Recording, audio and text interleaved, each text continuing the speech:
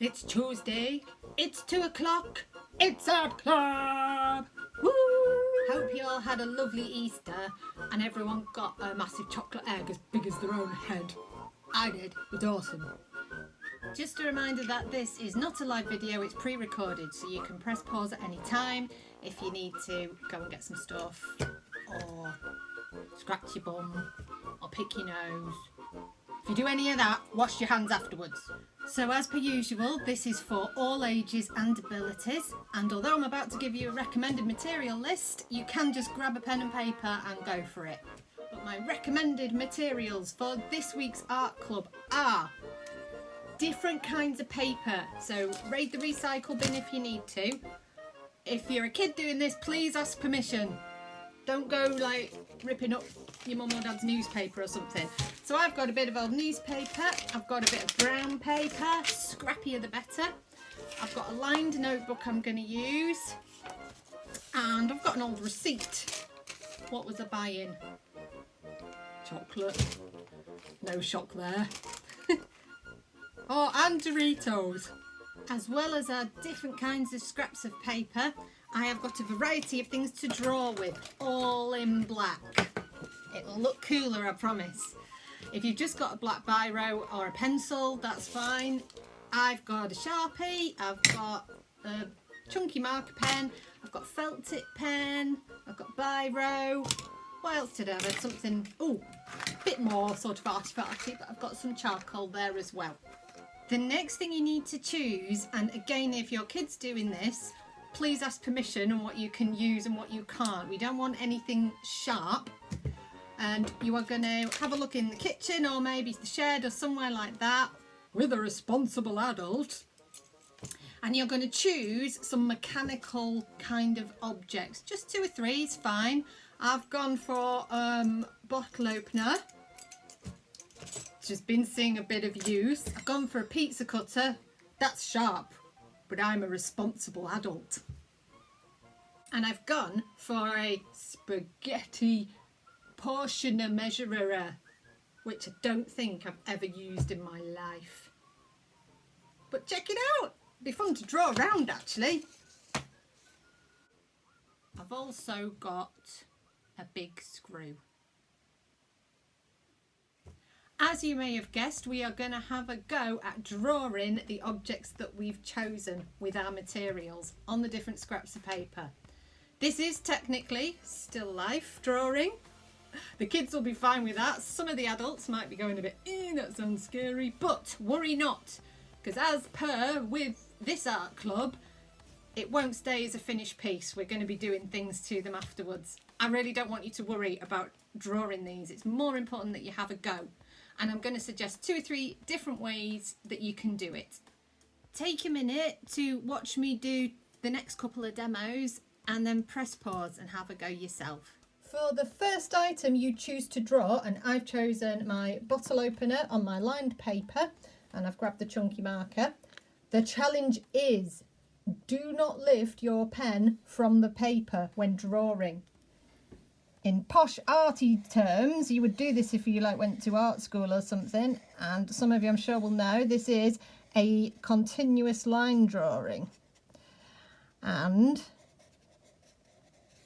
it's really good fun and it's quite a challenge. I am at the weirdest angle ever because of how I've got my iPad balanced on about 20 different things, but you get the idea. We are absolutely not allowed to lift our paper. Lift our pen off the paper, and we're going to keep going. I really, with all of these still lives, it's dead important to look at the object more than the paper, and that's going to feel weird, but trust me. Next up, I have taken the smallest item, which is the screw, but I'm going to draw it really big. I'm going to use charcoal for this one, and I'm going to draw it on the newspaper. The really cool thing about drawing onto paper where there's already quite a lot of marks is it really encourages you to be bold with your mark making. You kind of naturally press a bit harder to kind of make it stand out. It's like you're almost in competition with the marks that are already on the page.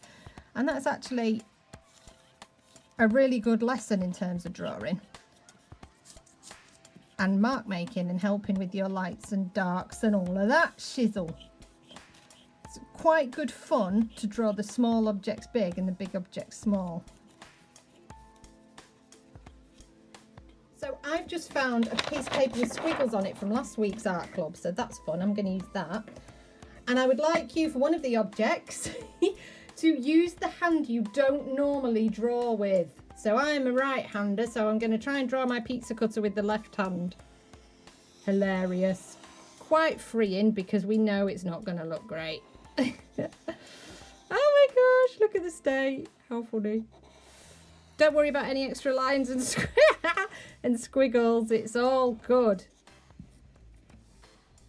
And just because I can't resist, I'm going to draw around my spaghetti measure. And I'm going to use a shading technique called cross hatching, which is really good fun to use and very simple. Where the darker parts are, maybe down along one side, you just make crisscross patterns. It's a really effective way of shading, especially with a biro. So you should now have as many drawings as you could be bothered to do in various ways of shading and squiggling about, which will be awesome.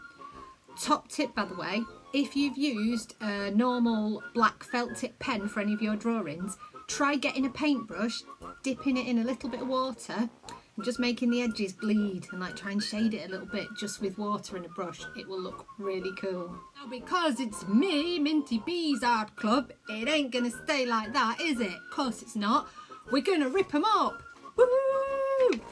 Rip them up or rip them out or whatever. I'm gonna rip my bottle opener in half. Why not? And I might cut out. You can cut out too. I might very roughly cut out my pizza cutter. Did a few screws in the end. I'm gonna just rip them up.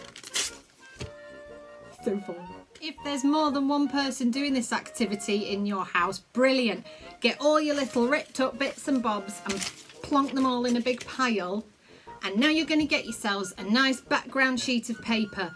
Brown paper looks really cool if you've got it, or black, or a big sheet of coloured paper, or just any old paper. But we need a background paper to stick them down on. And we're all going to become inventors! Because what I want you guys to do is make me an invention with your mechanical bits and pieces. Just lay them all out on the background paper and see what comes to mind. You might make some kind of clever claw contraption for going out shopping so you don't have to touch anything. Huh? You might make an underpants hanger-upper. You might make a robot helper that'll help tidy up the house while we're all in lockdown. For the adults among you who don't fancy going down that road per se, if you feel it's a bit more for the kids, I wouldn't, but that's me. Still rip and cut out your pieces and experiment with collage and layout and adding extra line and tone to it. Just have a play. It'll be a really lovely exercise. Could you actually create some kind of landscape from the drawings that you've done, or even just a tonal piece from the building the darks to the lights? Have a go. Or what else could you make? See, I'm having a play now, and it does lend itself to robot. I'm gonna do a robot helper specifically for making Dorito butties. Gotta be white bread and loads of butter. Kids, please make sure you eat your fruit and vegetables as well. I have mentioned confectionery quite a lot in this video. Sorry. Why not label it? Give it some instructions. Add bits if you need to. We're going to use all our cut out and torn out bits and bobs to build some kind of wonderful invention on our background paper.